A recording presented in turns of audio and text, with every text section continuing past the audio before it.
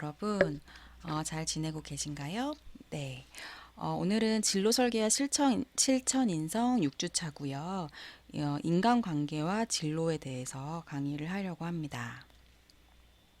지금 코로나 때문에 온라인 강의가 더 연기가 되어서 아마 7주차까지는 일단은 온라인 강의를 할 계획이고 더 연장될지는 지켜봐야 될 것 같은데 지금 제가 이 6주차 강의 만들고 있는 이 시점 오늘이 며칠이냐면 4월 10일인데 이때까지는 이제 7주차까지 정도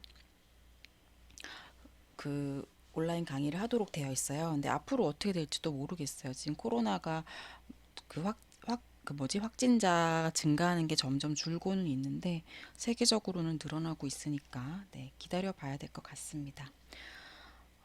그래서 지금 강의 계획에 코로나 때문에 차질이 많이 생겼어요. 되게 안타까운데 원래는 이 그 진로 설계 및 실천 인성 이 수업이 사실 좀 딱딱하고 지루한 그런 강의보다는 여러 가지 활동을 수업 시간에 직접 할 수 있는 그런 재미있는 과목일 수 있는데 지금 코로나 때문에 온라인으로 하다 보니까 이렇게 여러분한테 지식을 전달하는 정도로 계속 하게 되고 있어서 네.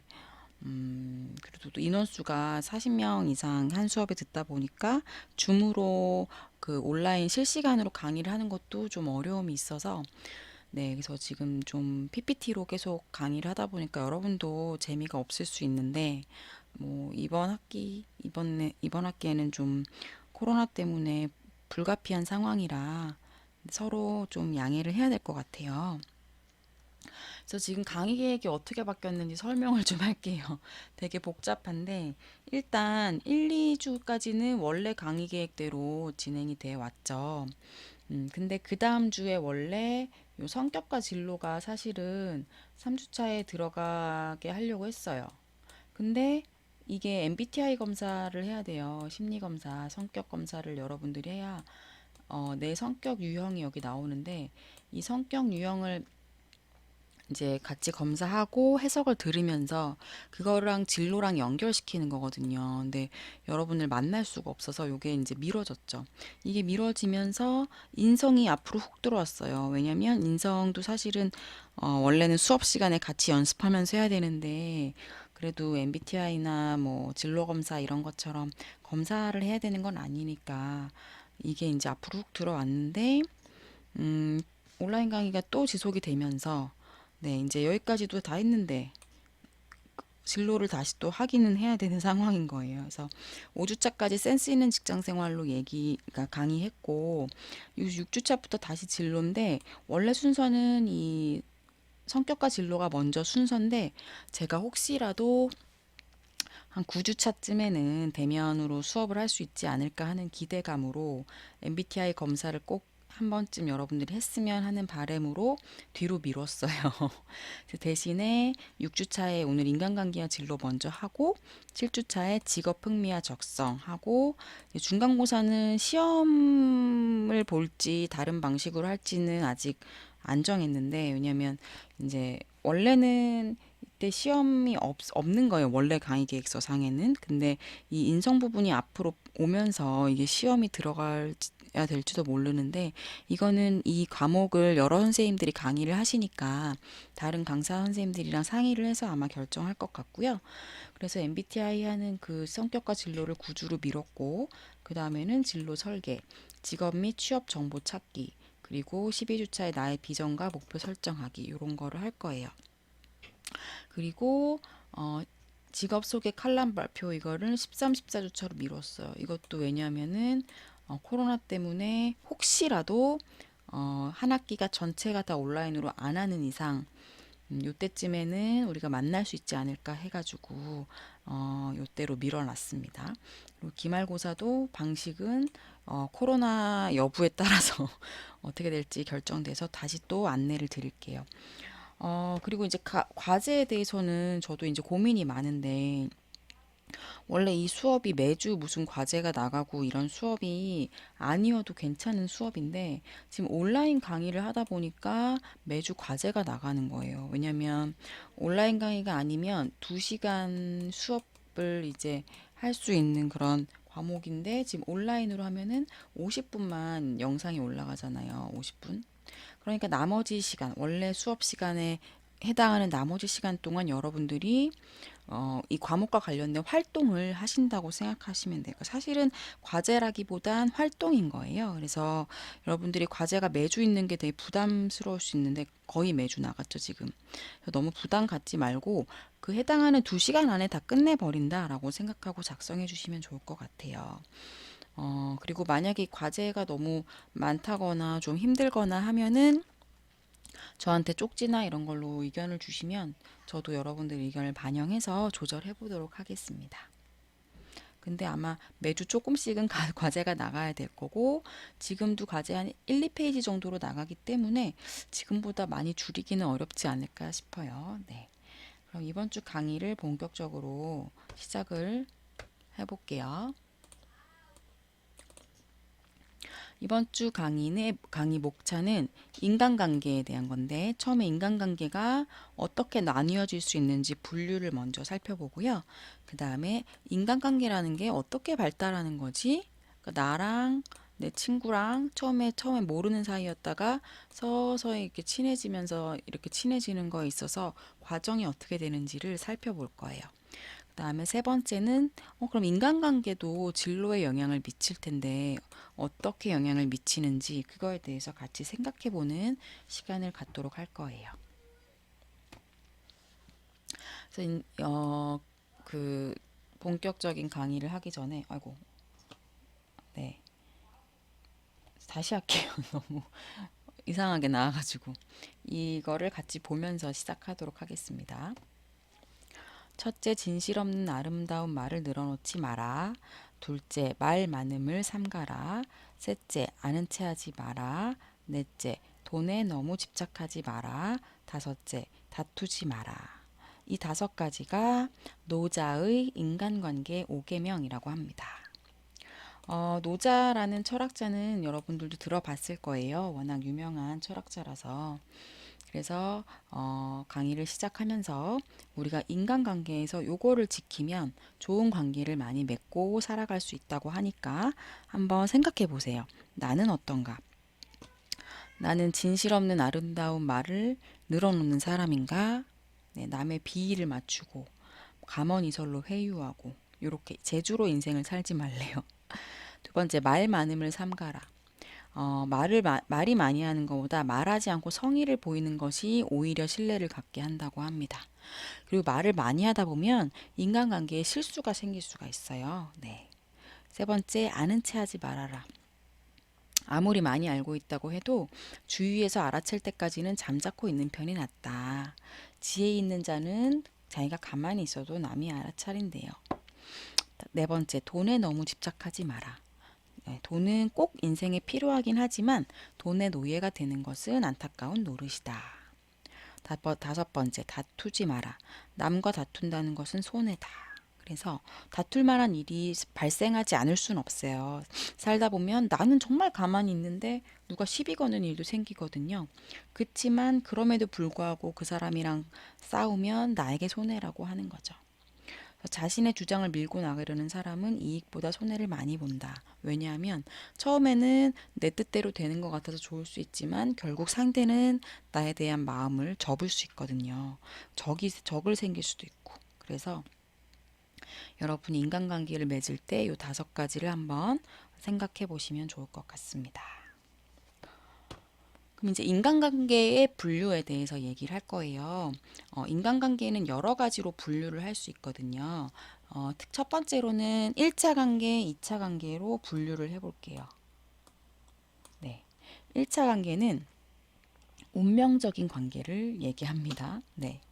본인의 선택이나 의사, 내 의견과 상관없이 운명적으로 형성이 되고 평생 탈퇴가 불가능하대요. 그리고 공식적이고 집단적인 관계. 어떤 거예요? 부모님하고의 관계라던가 형제자매 관계라던가 그런 거는 내가 탈퇴하고 싶다고 탈퇴하는 게 어렵죠. 물론 뭐 사이가 안 좋아져서 거리를 둘 수는 있지만 그 관계가 없어지진 않잖아요. 이건 어떤 게 형성이 되냐? 생물학적인 거죠. 생물학적인 친인척 관계로 형성된 혈연 관계.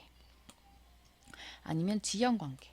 저는 서울 어디서 태어났어요. 그러면 그 지역 사람들하고는 어쨌든 지연 관계가 되는 거니까 내가 태어난 지역을 마음대로 바꿀 수는 없잖아요. 혹은 출신 학교로 형성된 학연 관계. 네, 여러분들이 지금 대학을 나중에 졸업을 하신다고 해도 어쨌든 여러분들이 이 대학의 출신인 거는 뭐 바꿀 수 없는 거잖아요. 이미 졸업하고 나면. 그러면 이제 동문이 되는 거죠, 다 같이. 이런 관계들은 1차 관계라고 합니다. 그리고 이제 2차 관계를 얘기할 건데 2차 관계는 우리가 선택한 관계예요. 나의 선택으로. 그래서 직업적인 이해관계, 가치관, 취미, 종교, 신념 등을 통해서 내가 자유롭게 선택한 거예요. 예를 들면 내가 어느 직장에 취직을 선택으로 내 선택으로 하는 거잖아요. 네, 누가 야 너는 이 회사에 가서 일해라고 시킨다고 하는 게 아니니까 직장 동료 그리고 애인 여러분 애인 만들 때 남이 야 너 쟤랑 사겨 이래서 사귀는 거 아니잖아요.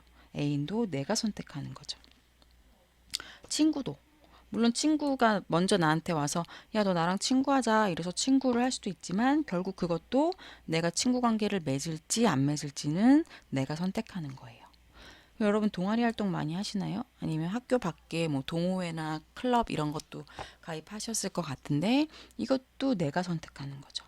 그래서 2차 관계는 나의 선택에 의한 관계다. 그래서 여러분들한테 1차 관계가 더 좋은 느낌인지 2차 관계가 더 좋은 느낌인지 자기 주변의 관계들을 한번 떠올려 보시면서 이 강의를 들으시면 더 도움이 많이 되실 것 같아요. 그 다음에는 이제 수직적, 수평적 관계로 한번 관계를 나눠볼게요. 수직적인 관계는 부모, 자녀, 그러니까 위계가 있는 거예요. 부모, 자녀 이렇게. 그리고 스승과 제자. 이런 식으로 그리고 직장에도 있죠. 상사, 부하 이렇게 위계 관계가 있는 거. 후배, 선배, 후배. 그리고 그래서 여기서처럼 나이나 지위나 권한 등에 따라서 이 수직적인 관계가 형성이 되는 거죠. 이런 관계들에서는 상급자와 하급자 사이에 지휘, 통솔, 명령, 보살핌, 책임을 서로 기대를 하게 됩니다. 그리고 위계 질서라는 게 있죠. 특히 뭐 군대라던가 사회생활을 중에서도 좀 더 보수적인 집단이라던가 회사들 중에서도 요런 데는 위계 질서가 많이 강조되고 이거를 잘 지키는 게 이 집단 안에서 잘 적응하는 길인 거예요. 그거랑 반면에 이제 수평적 관계는 저랑 다르게 이렇게 옆으로 돼 있는 거예요, 관계가. 이렇게. 그래서 구성원이 서로 동등하고 평등한 관계를 맺는 것으로 친구 관계, 연인 관계, 부부 관계, 직장 동료 관계, 선후배 말고 이런 관계들이 있어요. 네, 물론 이 안에서도 약간 뭐 갑이냐 을이냐 이런 얘기 하긴 하죠. 친구들끼리도 약간 한 명이 호구 잡히는 경우가 있기도 하고 연인 관계도 뭐 여자친구가 갑이고 남자친구가 을이고 이런 경우가 생기기도 하고 예를 들면 그렇긴 하지만 기본적으로는 이런 관계들은 수평적인 관계예요. 그래서 여기서는 평등과 자유가 중시가 되는 관계입니다. 여러분들은 수직적 관계가 좀 더 편해요? 아니면 수평적 관계가 좀 더 편하세요? 한번 자기 관계를 또 되살려 보시고 나는 수직적 관계에서 내가 잘 적응하는지 수평적 관계에서 내가 약간 을의 위치에 있는 건 아닌가? 뭐 여러 가지 자기에 대해서 돌아보는 아니면 내가 너무 갑처럼 행동하나? 수평적 관계에서 이런 것들을 한번 되짚어 보는 것도 좋을 것 같습니다. 그래서 대학 생활이라는 건 어떤가? 대학 생활은 수직이에요, 수평이에요? 여러분들 한번 생각해 보세요. 대학 생활은 수직적, 수평적 두 가지 관계가 상호작용을 합니다. 왜냐하면 대학에는 수많은 이제 친구들이 생기잖아요. 그리고 그 동아리 같은 데 가도 생길 수 있고 뭐 그런 여러 가지. 근데 또 수직적 관계도 공존해요. 네, 선후배 관계랑 이렇게 맺어질 수도 있고 또 교수님하고의 관계도 이렇게 있고. 그래서 이건 수직적인 관계잖아요. 그래서 수직적 관계와 수평적 관계가 상호작용을 하는 건데 어, 그 인간관계에서 갈등이 생길 때 이런 갈등이 생길 수 있어요. 기성세대라고 하는 거는 약간 우리 엄마 아빠 세대 아니면 더 나이 드신 분들을 이제 기성세대라고 하는데 여러분들이 여기 이제 젊은 세대라고 하면 젊은 세대들은 수평적인 관계에 익숙한데 기성세대 분들은 수직적인 관계를 아무래도 중시를 하다 보니까 서로 생각이 달라서 갈등이 발생할 수가 있어요. 그래서 약간 요즘 이제 젊은 친구들은 까라면 까 이거에 대해서 이해를 못 하는 거죠. 왜 까라면 까야 되는 거야? 근데 이제 기성세대들은 자기들도 그렇게 살아왔기 때문에 지금의 젊은 세대들이 자기들한테도 그런 모습을 보여주기를 이제 은근히 기대할 수 있는 거죠. 그래서 거기서 갈등이 발생할 수 있다는 거. 네. 그리고 넘어갈게요. 그리고 또 이제 이렇게도 나눠질 수 있어요. 애정적인 관계랑 업무적인 관계. 애정적인 관계는 이제 상대에 대한 매력, 호감, 이걸로 관계가 형성되는 거예요. 그래서 이 애정적 관계는 뭔가 같이 일을 하거나 뭐 같이 돈을 벌거나 뭐 같이 프로젝트 하거나 이런 게 아니에요. 뭐 하는 거예요? 친목, 사랑이나 우정을 주고받는 것이 요 애정적 관계의 중요한 목적입니다. 그러니까 이 애정적인 관계가 꼭 연인 관계만 얘기하는 게 아니라 친구 관계도 얘기하는 거예요. 여러분들한테 애정적 관계는 누가 있나요? 한번 떠올려 보세요. 뭐 가족도 있을 수 있고 친구, 연인 뭐 등등 아니면 나이 차이가 좀 나더라도 서로 소통하는 멘토 멘티 관계 같이 이렇게 서로 인생 선배로 만나는 사람도 있을 수 있고 네, 그래서 여러 가지 관계가 이 애정적 관계에 포함될 수 있습니다. 그다음에 업무적 관계는 뭐냐면 어떤 사람이든 상관없이 직업이나 업무로 인해서 형성되고 유지되는 관계예요. 그러다 보니까 이제 회사 생활에서 맺게 되는 관계가 주로 업무적인 관계겠죠. 아니면 거래처 사람이랑 맺는 관계라던가 아니면은 뭐 소비자랑 맺는 관계라던가 그래서 여기서는 상대방과의 상호작용을 통해서 얻게 되는 이득과 성과가 주요한 목적인 거예요. 그러니까 애정적 관계는 사랑과 우정이 목적이고 여기서는 이득과 성과가 목적이고. 그래서 우리 인생에는 한 가지 관계만 있는 게 아니라 우리 인생에는 두 가지 관계가 다 있습니다. 그쵸? 여러분도 이제 지금도 업무적 관계가 있는 사람들도 있을 수 있을 것 같고, 만약 여러분들이 아르바이트를 하면 아르바이트 그 하는 가게 사장님이 나의 나하고 업무적 관계인 거죠. 네. 아니 여러분들 중에 뭐 창업을 한 친구가 있다면 자기 그 본인과 내 물건을 사거나 내 서비스를 이용하는 그런 사람들이 나하고 업무적인 관계인 거고. 네. 대학 생활에서는 어때요? 대학 생활. 사랑과 우정을 나누는 애정적인 관계가 대부분이래요. 이때까지는 아직 취업하기 전인 사람들이 더 많으니까. 하지만 직장 생활은 어때요? 애정 관계를 맺으러 가는 곳이 아니에요. 그래서 직장 생활은 업무를 기반으로 형성된 조직이라서 자신의 역할과 책임을 잘 완수해야 된다고 합니다. 제가 옛날에 저는 이제 2006년, 지금으로부터 한 14년 전이죠. 그때 이제 처음으로 회사에 입사를 했는데, 2005년이구나. 2005년에 처음 회사에 입사했는데, 저는 사실 대학교 졸업하자마자 입사를 했으니까 대학교 때 저는 친구들이랑 뭐 선후배들이랑 관계 맺는 게 너무 좋았어요. 막 같이 얘기도 많이 하고 술도 한잔 하고 맛있는 것도 사 먹고 놀러 다니고 뭐 이런 게 너무너무 좋아했었는데 그러다 보니까 제가 회사에서도 이 애정적 관계를 기대한 거예요. 그래서 회사에 가도 사람들이랑 되게 친해지고 사적인 고민도 얘기하고 맛있는 것도 먹으러 다니고 놀러도 다니고 이런 걸 제가 기대를 좀 했는데 갔더니 아닌 거예요. 물론 나중에는 몇 년 지나고 나서는 그 회사 안에서도 애정적 관계, 친구도 생기고 나를 되게 잘 챙겨주는 선후배도 생기고 이랬지만 처음에는 내가 생각한 것보다 훨씬 차갑고, 사람들이 다 자기 얘기도 안 하고, 퇴근하면 다 집에 가기 바쁘고, 솔직히 좀 많이 실망하고, 그게 당연한 건데 그때는 그걸 잘 몰랐기 때문에 혼자서 서운했어요. 지금 생각하면 좀 귀여운데 스스로가. 그래서 여러분도 이제 대학교 때의 그 관계랑 직장에 딱 갔을 때 관계가 다르다는 걸 미리 알고 가시면 좋을 것 같아요. 여기서 중요한 건 회사에서도 애정적 관계는 생길 수 있지만 처음부터 생기긴 어렵고, 이제 적응할 때는 요거를 기대하는 것보다는 요거는 그냥 업무적 관계를 맺다가 그 중에 마음 맞는 사람 몇몇하고만 내가 애정적 관계가 될 수도 있겠지. 이 정도 기대를 하고 취업을 하시는 게 여러분들에게 훨씬 좋을 거예요. 네. 그래서 이제 인간관계의 발달 과정 부분인데요. 인간관계의 발달 과정 부분부터는 다음 영상에서 네, 다시 말씀드리도록 하겠습니다.